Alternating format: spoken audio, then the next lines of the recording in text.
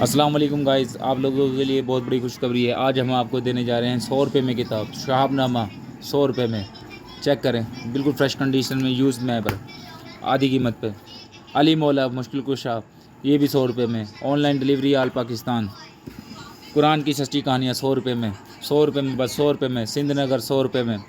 بال جبرائیل 100 روپے میں، آل Pakistan home delivery free 100 روپے میں۔ پنجاب کی ذاتیں اولیائے، یہ لے لے بیٹا۔ ویوز آن ویوز 100 روپے میں۔ ڈیجیٹل مارکیٹنگ اوریجنل بک 100 روپے میں، قیمت 2000 روپے، یہ صرف آپ کو ملے گی 100 روپے میں۔ آن لائن ڈلیوری آل پاکستان۔ دہشت گردی اور فتنہ یہ دیکھیں 100 روپے میں کتاب، 100 روپے میں، بالکل فریش کنڈیشن میں۔ دیوان غالب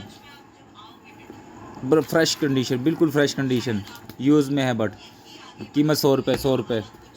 نسخہ ہائے وفا کتاب 100 روپے میں۔ فیاض احمد فیاض رائٹر ہے اس کا۔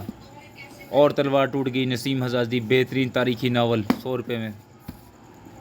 حسن یوسف بک 100 روپے میں۔ فیروز اللغت اردو نیا ایڈیشن ہے 100 روپے میں۔